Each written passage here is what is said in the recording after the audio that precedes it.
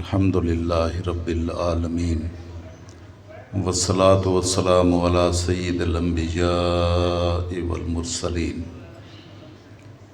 اما بعد فاعوذ باللہ من الشیطان الرجیم بسم اللہ الرحمن الرحیم ان الذین قالوا ربنا اللہ ثم استقاموا تتنزل علیہم الملائکہ اللہ تخافوا ولا تحزنوا وابشروا بالجنۃ التی کنتم توعدون نحن اولیاؤکم فی الحیاۃ الدنیا وفی الآخرہ وَلَكُمْ فِيهَا مَا تَشْتَهِي أَنفُسُكُمْ وَلَكُمْ فِيهَا مَا تَدَّعُونَ نُزُلًا مِّن غَفُورٍ رَّحِيمٍ صدق اللہ مولانا العظیم وصدق رسولہ النبی الأمی الکریم ونحن علی ذلک من الشاہدین والشاکرین والحمد للہ رب العالمین۔ معزز حاضرین و ناظرین، اللہ رب العزت کا بے حد و بے حساب لطف و کرم اور فضل و احسان ہے، اور مالک کی خاص کرم نوازیاں ہیں کہ اس نے ہمیں رمضان المبارک جیسا بابرکت مہینہ، رحمتوں، بخششوں اور دوزخ سے آزادی کا مہینہ عطا فرمایا، اور اس میں اپنی توفیق خاص سے کچھ گھڑیاں اپنی یاد میں بسر کرنے کی عطا کی، اور اس کے فضل و احسان سے ہی ہم اس کی بارگاہ میں اپنی بندگی کا کچھ فریضہ ادا کرنے میں کامیاب اور سرخرو ہوئے۔ مبارکباد ہے ان لوگوں کو جن کو مالک نے اس ماہ مبارک میں اپنی یاد کی توفیق اور سعادت عطا فرمائی۔ اللہ رب العزت کے فضل و کرم نہ ہوں اور اس کے احسانات کی اور اس کی کرم نوازیوں کی بھیک میسر نہ آئے تو انسان کو اتنی بابرکت ساعتوں میں بھی اعمال صالحہ اور اللہ رب العزت کی بارگاہ میں بندگی کی سعادت نصیب نہیں ہوتی۔ یہ خالصتاً مالک الملک کی کرم نوازیاں ہوتی ہیں کہ جس کو وہ مالک عطا فرما دے وہی خوش نصیب ہوتا ہے۔ ابھی یہ آیہ مبارکہ جو میں نے تلاوت کی، یہ سورہ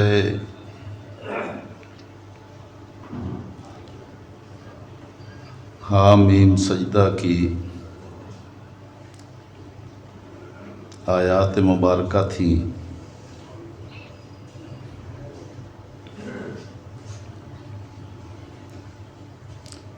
مالک الملک نے ارشاد فرمایا ان الذین قالوا ربنا اللہ، بے شک وہ لوگ جنہوں نے کہا کہ ہمارا رب اللہ ہے، ثم استقاموا، پھر اس پر وہ ڈٹ گئے، ثابت قدم رہے، ہر حال میں اسی کو رب مانا اور اپنے آپ کو ہمیشہ اسی کی بارگاہ میں سجدہ ریز کیا، اپنا تعلق بندگی اس کے ساتھ جوڑا اور استقامت کے ساتھ جوڑا، تو تتنزل علیہم الملائکہ، ان پر ملائکہ کا نزول ہوتا ہے، فرشتے نازل ہوتے ہیں۔ یہ مالک فرما رہا ہے کہ جو اللہ کو اپنا رب مانتے ہیں اور استقامت کے ساتھ اس پر ڈٹ جاتے ہیں تو ان پر ملائکہ کا نزول ہوتا ہے، ملائکہ ان کے پاس حاضر ہوتے ہیں اور ان کو یہ خوشخبری سناتے ہیں، اللہ تخافوا ولا تحزنوا، کہ تم خوف بھی نہ کھاؤ اور حزن و ملال بھی نہ کرو۔ خوف مستقبل کا ہوتا ہے، آگے کیا ہوگا، اور حزن پچھلی زندگی کا ہوتا ہے کہ میں نے پچھلی زندگی کس طرح گنوا دی۔ تو مالک الملک جس کو بھی اپنی بارگاہ سے نسبت اور تعلق عطا فرماتا ہے تو ان کو خوف و حزن سے بے نیاز کر دیتا ہے۔ ملائکہ کے ذریعے سے ان کو بشارتیں نصیب ہوتی ہیں، ملائکہ آ کے ان کو تسلی دیتے ہیں کہ تم نے استقامت کے ساتھ اپنے اللہ کے ساتھ اپنا تعلق جوڑا، اب تمہیں غم زدہ ہونے کی بھی کوئی ضرورت نہیں ہے، اللہ تمہاری پچھلی خطائیں بھی معاف فرما دے گا اور آگے مستقبل کی اخروی زندگی میں بھی خوف سے بے نیاز کر دے گا۔ وَأَبْشِرُوا بِالْجَنَّةِ، صرف یہ معافی ہی نہیں ہوگی اور خوف و حزن سے بے نیازی بھی صرف نہیں ہوگی، بلکہ ابشروا بالجنہ، تمہیں خوشخبری ہو اس جنت کی، التی کنتم توعدون، جس کا تم سے وعدہ کیا جاتا تھا، وہ تمہیں ہر صورت مالک الملک جنت عطا فرمائے گا۔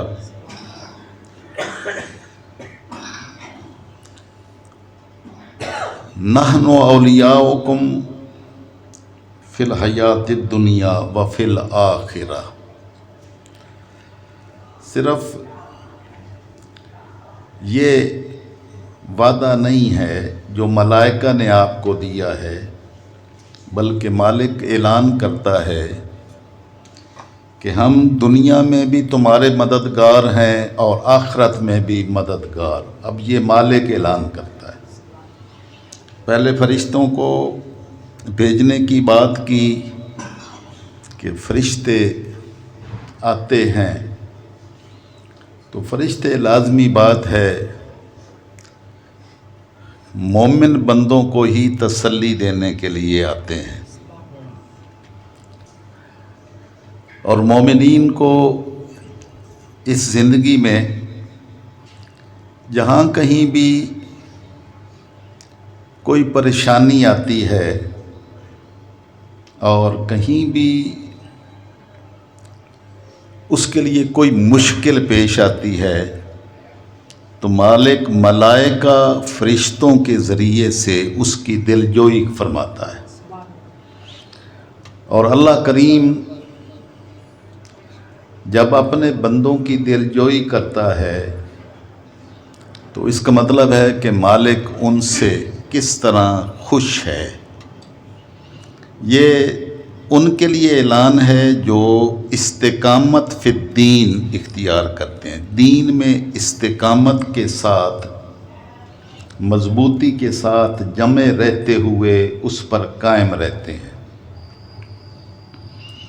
مالک الملک نے رمضان المبارک کا مہینہ بھی اسی استقامت کے حصول کے لیے ہمیں عطا فرمایا کہ ہم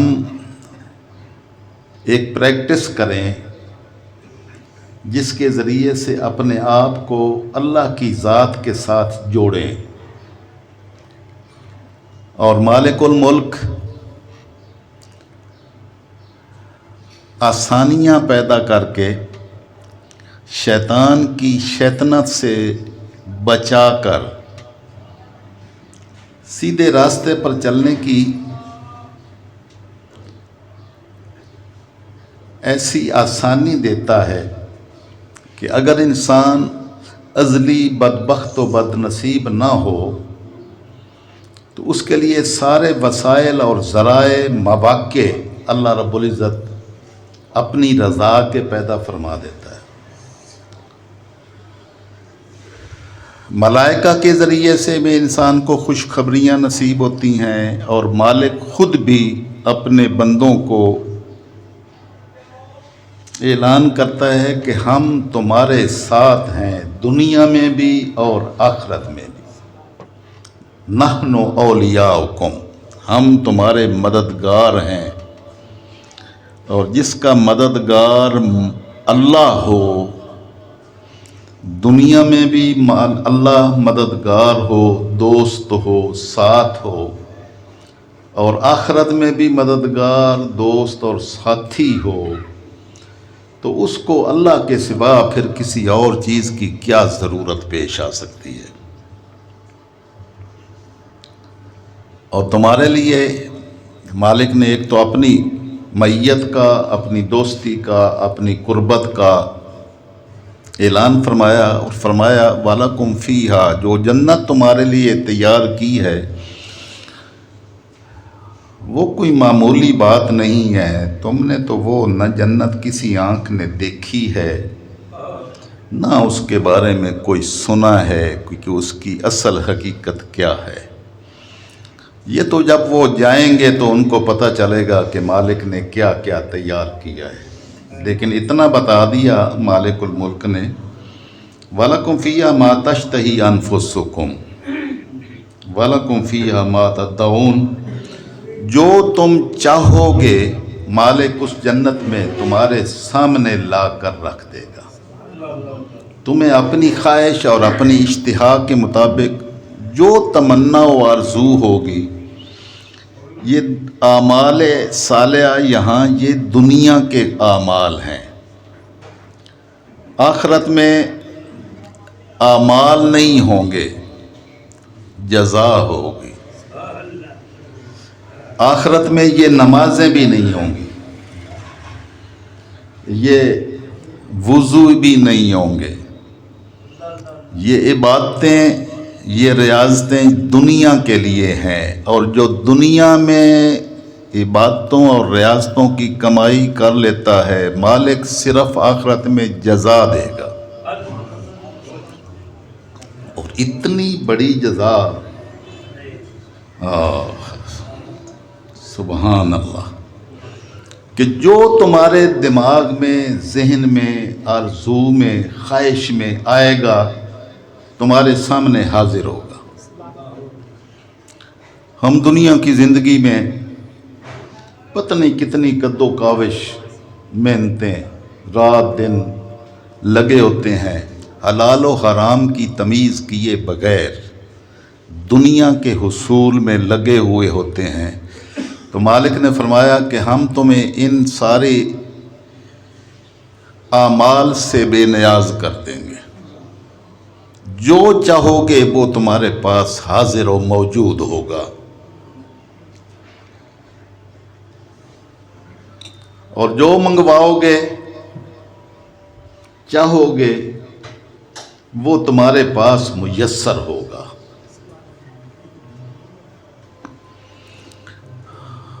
اور یہ ارشاد فرمایا کہ یہ صرف تمہارے اعمال کا نتیجہ نہیں ہوگا، بلکہ نزلا من غفور الرحیم، یہ مالک الملک کی بارگاہ سے تمہاری مہمان نوازی ہوگی۔ یعنی مالک میزبان ہوگا، تم اللہ کے مہمان ہوگے۔ یہ کیا عزت افزائی ہے اس مالک الملک کی اپنے ان بندوں کو جن کو مالک نے اپنی بندگی اور اپنی عبادت کے لیے منتخب فرمایا۔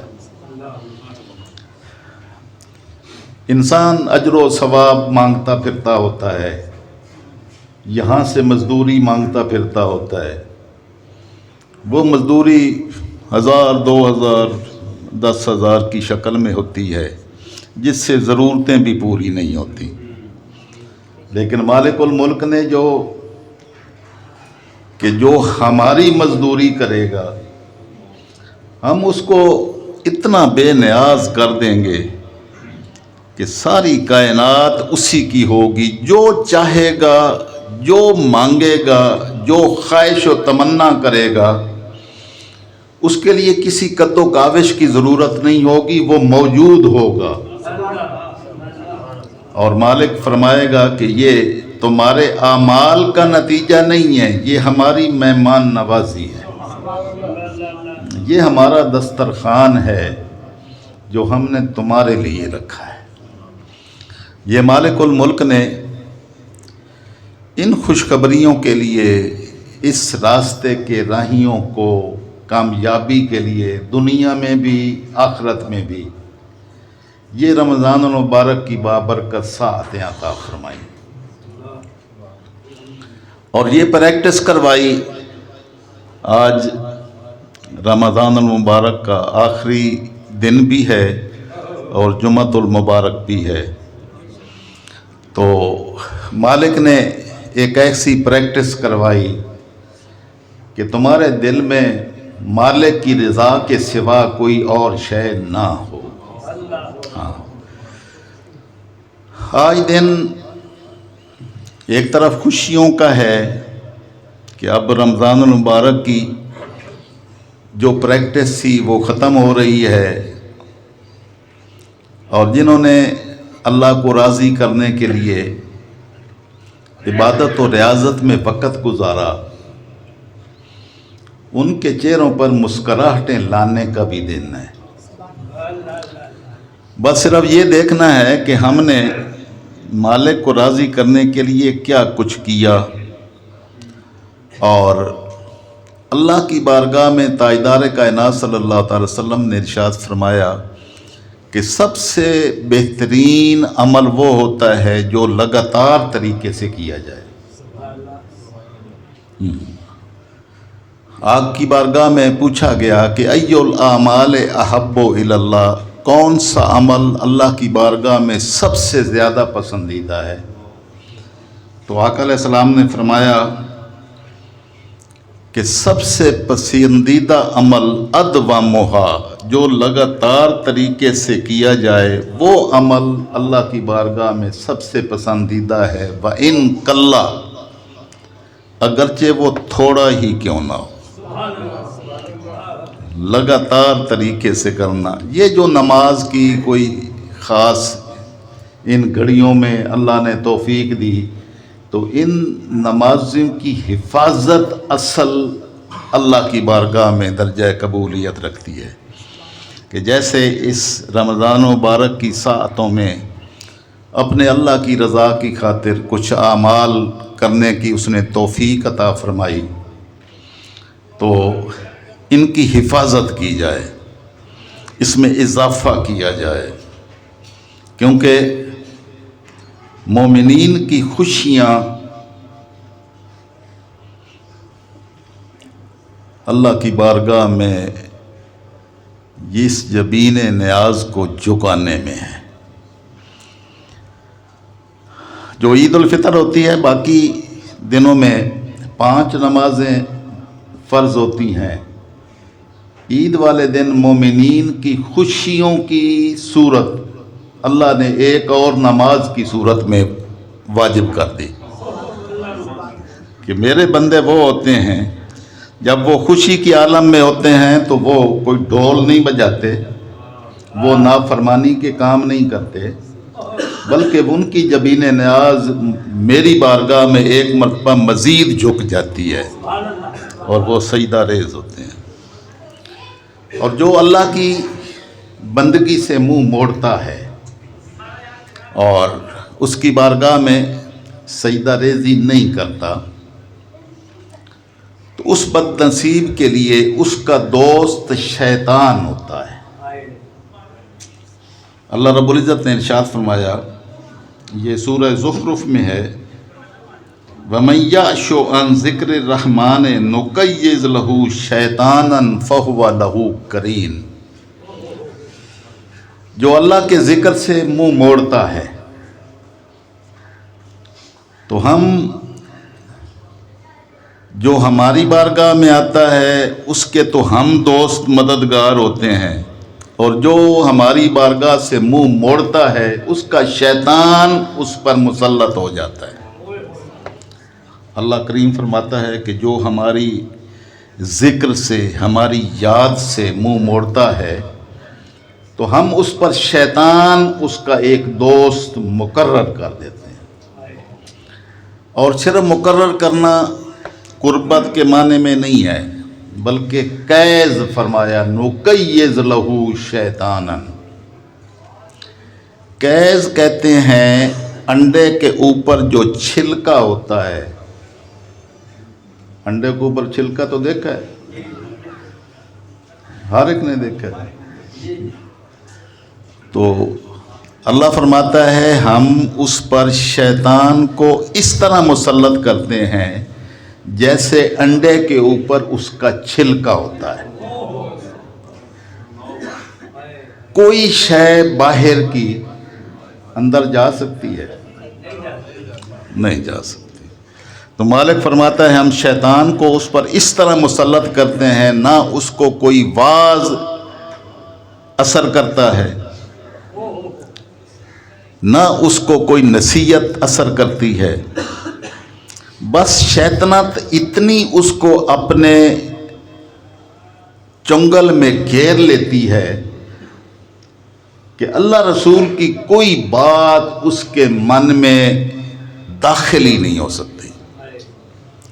اور یہ صرف ایک کام ایک وقت کے لیے نہیں ہوتا، ایک دن کے لیے نہیں ہوتا۔ فرمایا فَهُوَ لَهُ قَرِينٌ، وہ اس کا 24 گھنٹے کا دوست ہوتا ہے شیطان، جو 24 گھنٹے سوتے بیٹھتے اٹھتے آتے جاتے کام کرتے ہر حال میں اس کے ساتھ اس کو گھیرے ہوئے ہوتا ہے۔ اور جب یہ کیفیت پیدا ہو جائے تو اس کو نہ کوئی دین کی سمجھ آتی ہے، نہ کوئی نصیحت اس پر اثر انداز ہو سکتی ہے۔ تو آج یہ رمضان المبارک کی آخری ساعتیں ہیں، میں نے یہ ضروری سمجھا کہ میں آپ کو یہ بات سمجھاؤں کہ مالک الملک نے جس پریکٹس سے ہمیں گزارا، مومنین کو گزارا، ان کے لیے یہ لازم ہے کہ وہ شیطنت کی خلاف ورزی کرتے ہوئے اس کے ساتھ دوستی نہیں، اس کو رد کر کے صرف رحمان و رحیم کی بندگی کے راستے پر چلتے ہوئے اپنے آپ کو استقامت دیں۔ ملائکہ تمہارا استقبال کریں گے، ملائکہ نازل ہوتے ہیں ان پر اور خوشخبری سناتے ہیں، اللہ تخافوا ولا تحزنوا، تمہیں نہ غم زدہ ہونے کی ضرورت ہے کہ پچھلی زندگی تمہاری کیسی بدل ہوئی، مالک تمہاری گناہوں کی کیفیات کو بھی نیکیوں میں بدل سکتا ہے۔ اس لیے پچھلے زندگی پر بھی غم زدہ ہونے کی ضرورت نہیں ہے، بس تم استقامت کے ساتھ اپنی اس لائن پر جڑے رہو، ہم تمہیں پچھلے گناہوں کی تکالیف سے بھی بے نیاز کر دیں گے۔ اور خوف بھی نہ کھاؤ، خوف مستقبل کا ہوتا ہے، پتہ نہیں آگے کیا بنے گا، ہم تمہیں آگے کے خوف سے بھی بے نیاز کر دیں گے۔ جب ہم تمہارے ساتھ ہیں تو تمہیں کسی کا کیا خوف ہوگا۔ بس یہ کیفیت مالک کی عطا سے مومنین کو نصیب ہوتی ہے۔ یہ بات ذہن نشین رکھ لیں کہ اعمال کی بنیاد پر کوئی شخص جنت میں نہیں جائے گا۔ کسی شخص کو جنت میں داخلہ اس کے اعمال کی وجہ سے نہیں ہوگا۔ اعمال مومنین کرتے ہیں، مالک اپنی توفیقات سے اس کے لیے جنت تیار کرتا ہے، اور یہ جنت اعمال کے نتیجہ نہیں ہوتی۔ ہماری ساری نمازیں ایک طرف رکھ دیں، ہمارے سارے روزے ایک طرف رکھ دیں، پانی کا ایک گلاس ایک طرف رکھ دیں، ہماری تو ساری زندگی کی نمازیں اور سارے روزے ایک گلاس کی قیمت بھی نہیں ہیں۔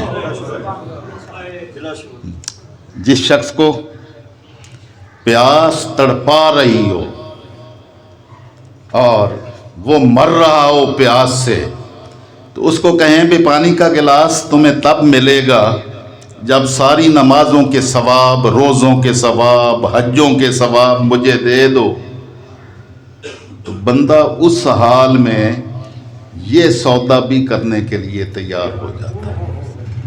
جس کا مطلب ہوا کہ اللہ نے جو صرف ایک نعمت عطا فرمائی پانی کے ایک گلاس کی شکل میں، تو اس کا بھی ساری نمازیں بدل نہیں بن سکتی۔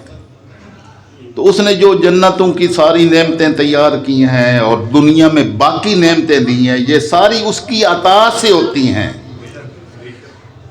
کوئی بندہ کبھی یہ نہ سمجھے کہ میں بڑا سمجھدار تھا، میں نے بڑی بہترین منصوبہ بندی کی، میں نے بڑی عقل کے پیمانے پر اتنی بہترین طریقے سے میں نے کاروبار کو چلایا کہ یہ اللہ کے رزق کے خزانے مجھے نصیب ہوئے۔ رزق بھی کسی عمل کے نتیجے میں نہیں آتا، اس کی عطا سے آتا ہے۔ اس لیے یہ تعلیم دی گئی کہ باری تعالیٰ اللہم انک رزقتنی مجانا، باری تعالیٰ انما اللہم خلقتنی مجانا، باری تعالیٰ تو نے مجھے مفت میں پیدا کیا، مفت میں پیدا کیا۔ میرے والدین سے کوئی قیمت نہیں مانگی کہ مالک نے کوئی قیمت مانگی تھی آپ لوگوں کے آنے کی، آپ کی اولاد کے آنے کی، کسی انسان کے بھی آنے کی مالک نے کسی سے قیمت مانگی ہے؟ اللہم خلقتنی مجانا، باری تعالیٰ تو نے مجھے مفت میں پیدا کیا، میرے والدین سے کوئی اس کا معاوضہ وصول نہیں کیا۔ ورزقتنی مجانا، باری تعالیٰ تو نے مجھے رزق کے خزانے جو کچھ عطا کیا یہ مفت میں دیا۔ یہ کھانے کو دیا تو اس کی کوئی قیمت وصول نہیں کی، مجھے سانسیں عطا کی تو کوئی قیمت نہیں وصول کی، مجھے صحت دی تو اس کی قیمت وصول نہیں کی۔ ہسپتال میں کسی پڑے ہوئے شخص سے پوچھے نا کہ رات کیسے گزرتی ہے، تو آپ کو پتہ چلے کہ جو آپ کو جو پرسکون نیند اللہ نے عطا کی ہے اور صحت و شفا کے ساتھ یہ سلامت جسم دیا ہے، اس کی قدر و قیمت کیا ہے۔ کسی نابینا شخص سے پوچھیں نا کہ اس کی آنکھوں کی بصارت کی کیا قیمت ہے، تو وہ بتائے گا کہ ساری کائنات مجھ سے لے لی جائے تو مالک مجھے آنکھیں واپس لوٹا دے تاکہ میں بھی دنیا کی راحتوں، دنیا کی رنگینیوں میں سے کوئی شے تو دیکھوں۔ میرے سامنے تو ساری کی ساری بیکار ہیں، سارے حسن، سارے رنگ بیکار ہیں۔ تو اللہ نے بصارت دی، تو باری تعالیٰ تو نے مجھے مفت میں بصارت دی، باری تعالیٰ مفت میں صحت دی، مفت میں آکسیجن دی جس سے ہم سانس لیتے ہیں۔ تو کئی بد نصیب لوگ ایسے ہیں کہ میں نے ان کی تقاریر سنی تو وہ کہنے لگے کہ اگر آقا علیہ السلام زندہ ہیں قبر میں تو صحابہ کرام نے ان کو دفن کیوں کیا؟ یعنی دنیا کو گمراہ کرنے کے لیے کہ قبر میں سانس کیسے آتی ہے۔ تو اتنا بد نصیب آدمی جس کو یہ بھی سمجھ نہیں آتی کہ ماں پہ کے پیٹ میں 9 ماہ سانس کیسے لی، لی ہے نا، ماں کے پیٹ میں سانس لیتے رہے ہیں نا، حرکت کرتے رہے ہیں، اور ہر بچہ ماں کے پیٹ میں حرکت کرتا ہے، تو سانس کے بغیر تو زندہ نہیں رہ سکتے۔ تو وہاں سانس کیسے آتی ہے؟ جب جو سانس وہاں دینے والا ہے وہ قبر میں بھی سانس دیتا ہے۔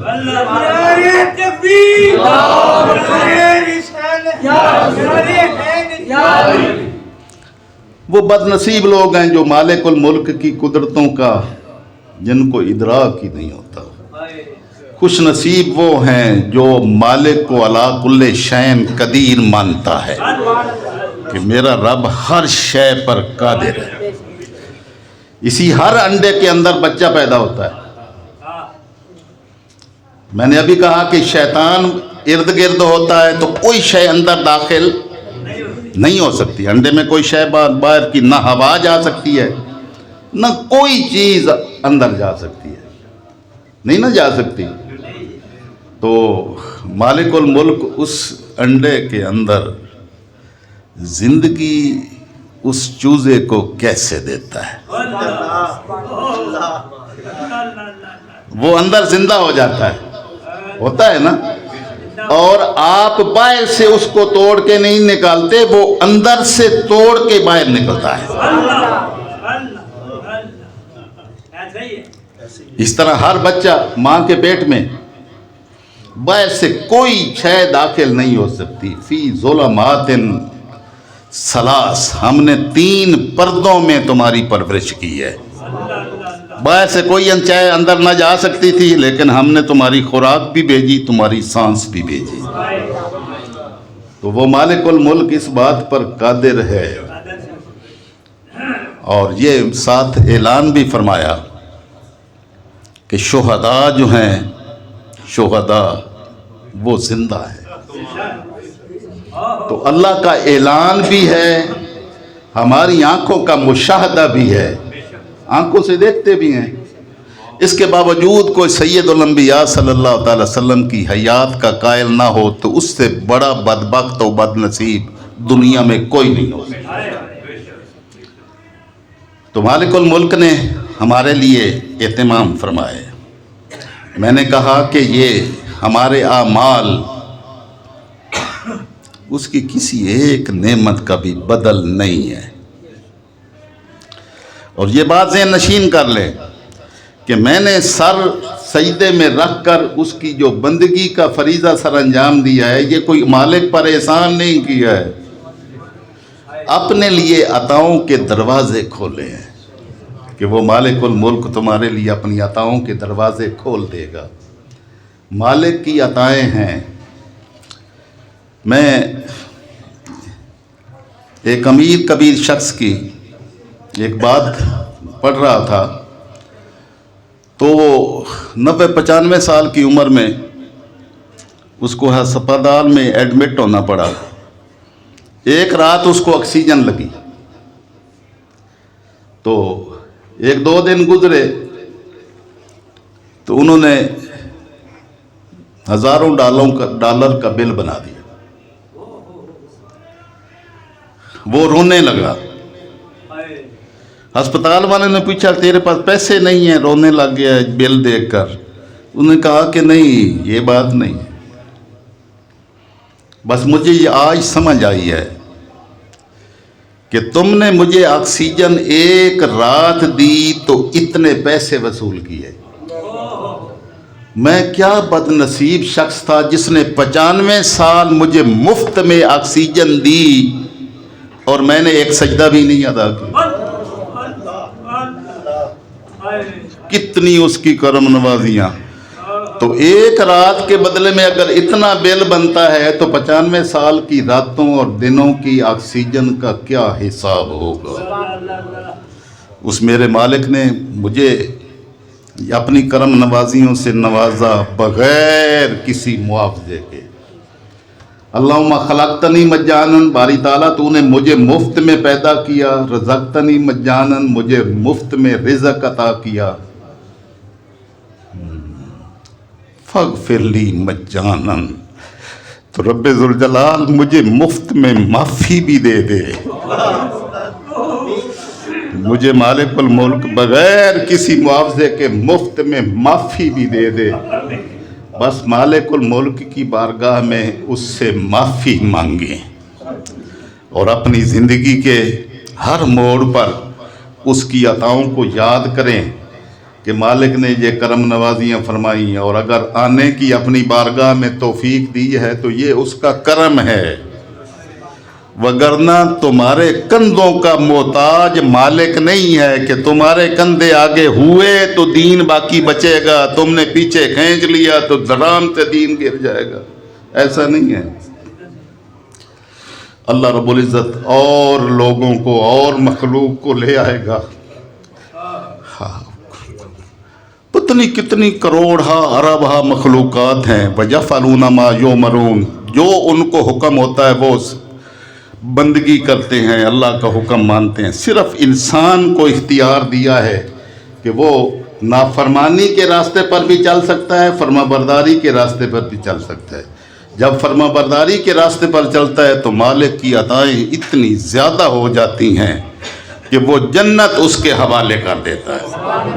وَأَبْشِرُوا بِالْجَنَّةِ، ملائکہ کہتے ہیں خوش ہو جائیں اس جنت سے جو مالک الملک نے تمہارے لیے تیار کی ہے، اور اس کی کرم نوازیوں کی انتہا یہ ہے، دو تم چاہو گے تمہارے لیے حاضر ہوگا، اور وہاں میزبان خود اللہ ہوگا، تم اس کی بارگاہ میں مہمان کے طور پر حاضر ہوگا۔ نعرہ تکبیر،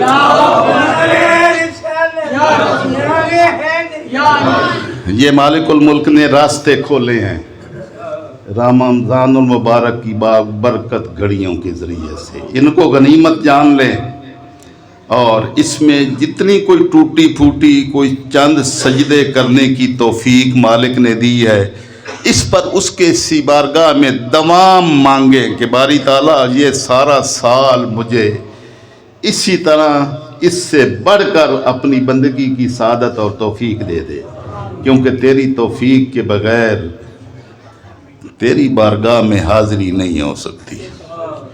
کتنے بد نصیب لوگ ہیں جو ان بابرکت گھڑیوں کے باوجود بھی مسجد کا منہ نہیں دیکھا۔ کئی ایسے لوگ بھی ہیں جو روزہ صرف رکھ لیتے تھے، پھر سارا دن سوئے رہتے تھے، نہ زور کی نماز نہ عصر کی نماز، پھر افطار پر اٹھتے تھے۔ کیا بد نصیبی ہے کہ مالک نے توفیق ہی نہیں دی ہے۔ مالک کی توفیق کے بغیر نصیب نہیں ہوتا۔ اپنے آپ پر اترائیں مت کہ میں نے روزہ رکھا، اس پر اترائیں مت کہ مجھے نمازیں نصیب ہوئیں، اس پر شرمسار ہوں کہ باری تعالیٰ جس طرح تیری بندگی کا حق تھا میں نے حق تو ادا نہیں کیا، میں نے تو کچھ بھی نہیں کیا، بس باری تعالیٰ فاغفر لی مجاناً، تو باری تعالیٰ تو نے ساری کائنات کی ساری نعمتیں مجھے مفت میں دیں، میں ان کی قدر نہ کر سکا نہ کر سکتا ہوں، یہ سارے مفت میں تیری عطائیں ہیں، بس بخشش کی بھی مفت میں عطائیں دے دے، گناہوں کی معافی بھی دے دے۔ تو یہ آخری پیغام ہے رمضان المبارک کی ان بابرکت گھڑیوں کا، اور اگر یہ نصیب ہو جائے اور یہ تصور من میں راسخ ہو جائے کہ اللہ کی عنایات اتنی ہیں کہ شمار میں، وَإِن تَعُدُّوا نِعْمَتَ اللَّهِ لَا تُحْصُوهَا، اگر اللہ کی نعمتوں کو گننے لگو تو تم گن نہیں سکتے۔ فَبِأَيِّ آلَاءِ رَبِّكُمَا تُكَذِّبَانِ، اللہ کی عطا کی ہوئی ان کرم نوازیوں کو شمار کرنے بیٹھو گے تو کون کون سی تم شمار کر سکو گے، کون کون سی نعمت کو رد کر سکو گے۔ یہ اس کی عطائیں ہیں، اس کی کرم نوازیوں کے بغیر وہ کسی کو سجدہ بھی نہیں کرنے دیتا۔ اور ایک بات خاص طور پر پلے باندھ کے آج جائیں، آج کے سبق کے طور پر، مالک جس سے ناراض ہوتا ہے، مالک بولے، مالک جس سے ناراض ہوتا ہے اس سے سجدے کی توفیق چھین لیتا ہے، اس کو سجدہ نہیں کرنے دیتا۔ تو جس کو بھی سجدہ نصیب نہیں ہوا ہے وہ سمجھ لے کہ میرا رب مجھ سے راضی نہیں ہے۔ ہاں، بس جس کو بھی جب وہ سجدے میں سر رکھے تو کہے سبحان ربی الاعلی، میرا رب ہر قسم کے نقص و عیب سے پاک ہے، جو بہت بلند و برتر ہے، کہ اس نے مجھے ناکارہ بندہ ہوتے ہوئے بھی اپنی بارگاہ میں جبین نیاز کو سجدے میں رکھنے کی توفیق دے دی۔ اس کی توفیق کے بغیر کسی کو سجدہ نصیب نہیں ہوتا۔ جب سجدہ کریں تو اس کا ساتھ یہ سبحان ربی الاعلیٰ کہہ کے یہ معنی بھی سمجھیں کہ میں کیا کہہ رہا ہوں۔ میں یہ کہہ رہا ہوں کہ مالک یہ میری جبین نیاز تیری بارگاہ میں سجدے کے لائق نہ تھی، لیکن تو نے مجھے اپنی بارگاہ میں سجدہ کرنے کی توفیق دے دی، تو یہ تیری عطا ہے، اور تیری عطاؤں سے ہی جبینوں کو، پیشانیوں کو سجدے نصیب ہوتے ہیں۔ تو جو مالک الملک نے کرم نوازیاں فرمائی، اس کو ہمیشہ یاد رکھیں، اور ہماری یہ عبادتیں بیت اللہ شریف کے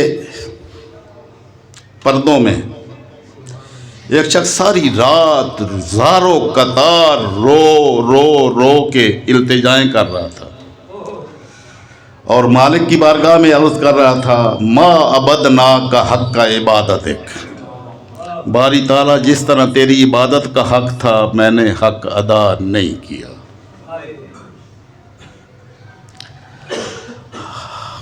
جیسے تو تھا، جیسی عظمتوں والا تو تھا، تیری کرم نوازیوں کی انتہا میں نے کچھ بھی ادا نہیں کیا۔ ساری رات روتے روتے استار کعبہ کو تھام کے، اس کے اندر سر ڈال کے ساری رات چیخو پکار اور روتے روتے گزر گئی۔ لوگوں نے کہا کہ یہ کون سب سے اتنا بڑا کوئی گناہگار شخص ہے، یاد جا کے دیکھیں تو صحیح کہ اتنا بڑا گناہگار کون ہے جو جس نے ساری رات اللہ کی بارگاہ میں روتے ہوئے ما عبدنا کا حق کا عبادت، تیری عبادت کا جیسے حق تھا ادا نہیں کیا، وما عرفنا کا حق کا معرفتک، جس طرح تجھے پہچاننے کا حق تھا تیری پہچان بھی نہیں کی، تیری عبادت بھی نہیں کی۔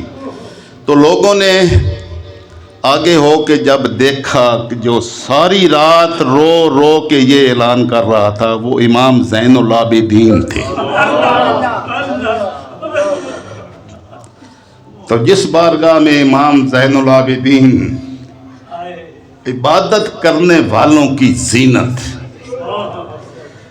زین العابدین یہ آپ کا لقب ہے، عبادت گزاروں کی زینت، تو وہ جب اللہ کی بارگاہ میں سجدہ ریزی کرتے ہیں، اس کی بارگاہ میں دعا مانگتے ہیں، اس کی بارگاہ میں التجا کرتے ہیں، تو ان کی یہ التجا ہوتی ہے ما عبدنا کا حق کا عبادتک، تیری عبادت کا حق نہیں ادا کیا، وما عرفنا کا حق کا معرفتک، جیسے تمہیں پہچاننے کا حق تھا پہچان نہیں سکے۔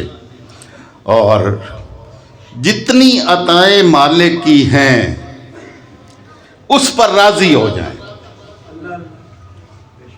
کسی کو دیکھ کر حسد کی آگ میں مت جلیں۔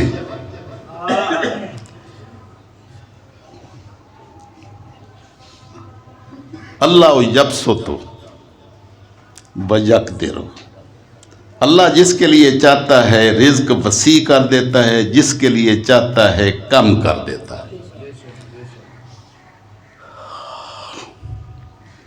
جو بندہ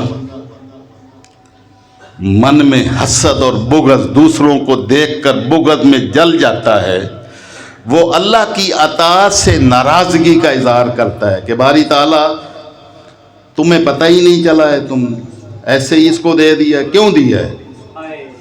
تجھ سے پوچھنا تھا، یہ اس کی مرضی۔ اور تم اگر اس بات پر خوش ہو جاؤ گے کہ باری تعالیٰ جو تو نے دیا ہے میں تو اس کا بھی مستحق نہیں تھا، یقین جانے میں آپ کو پچھلی زندگی یاد کرواتا رہتا ہوں، آج سے 40 سال 50 سال پہلے کی زندگی کا ذرا تھوڑا سا نظارہ تو دیکھیں، اس طرف اپنی نظر تو کریں۔ آپ کی اللہ کی عزت کی قسم سجدے سے سر اٹھے گا ہی نہیں کہ ہم کیا تھے۔ یہ جو کچھ نظر آتا ہے یہ مالک کی عطائیں، اور وہ عطائیں اس کی مفت میں ہیں، اس کا معاوضہ کوئی نہیں لیا ہے میرے رب نے، اس اللہ نے کوئی معاوضہ نہیں لیا۔ تو بس یہی التجا کریں کہ باری تعالیٰ تیری تقسیم پر ہم راضی ہیں۔ تو اسی کو توکل کہتے ہیں، اللہ کی ذات پر بھروسہ اور توکل، کہ مالک نے جو دیا ہے وہی بہتر تھا، میں جو اس سے کوئی اور مانگ رہا ہوں یہ میرے لیے درست نہیں تھا۔ میرا اللہ خیر چاہتا ہے اپنے ہر بندے کی، تو جو اس کی عطا ہے اس عطا پر خوش اور راضی ہو جائیں، بس کہ یہ بھی میری اوقات سے زیادہ تھا۔ ہماری اوقات کیا ہے؟ جو مالک نے دیا ہے کیا یہ ہماری اوقات کے مطابق؟ ہماری تو اوقات ہی کچھ نہیں تھی، ہم تو زیرو تھے۔ ہم تو اپنے وجود میں، اپنے رزق میں، اپنے آنے میں، اپنے جانے میں کسی شے کے بھی مستحق نہیں تھی، جو دیا اس کی فضل و عنایت سے عطا ہوا۔ بس یہ جب انسان کو نصیب ہو جاتا ہے تو انسان اس کی عطا پر راضی ہو جاتا ہے۔ اللہ رب العزت نے یہ ایک ماہ مبارک ہمیں اس لیے عطا کیا تاکہ میری عطا پر راضی ہو جاؤ۔ میں تمہیں کہوں کہ یہ حلال چیز ہے، اس کو چھوڑ دو، استعمال کرنا ایک خاص وقت میں تم نے چھوڑ دیا، تو جو میں نے پہلے ہی حرام کیا تھا وہ تم کیسے اپنا سکتے ہو؟ جو ہمیشہ حرام کر دیا وہ کیسے تم لے سکتے ہو؟ اس کو کیسے حاصل کرنے کی کوشش کر سکتے ہو؟ اس کی کیسے تمنا کر سکتے ہو؟ جو میں نے دیا ہے اسی پر راضی ہونے والا مجھے راضی کر لیتا ہے۔ جو میری عطا سے راضی ہو جاتا ہے پھر میں اس کا میزبان بن جاتا ہوں۔ اللہ رب العزت ہم سب کو اپنے مالک کی عطاؤں پر راضی رہنے اور اس کی کرم نوازیوں پر خوش رہنے کی توفیق و سعادت عطا فرمائے۔ اللہ رب العزت ان ساعتوں میں جو کچھ بندگی کی چند گھڑیاں نصیب ہوئیں ان کو آگے مستقبل میں اختیار رکھنے کی کوشش کریں تاکہ ہم اس کے بندے بن کر زندگی گزار کر اس کی بارگاہ میں سرخرو ہو سکیں۔ وما علینا الا البلاغ۔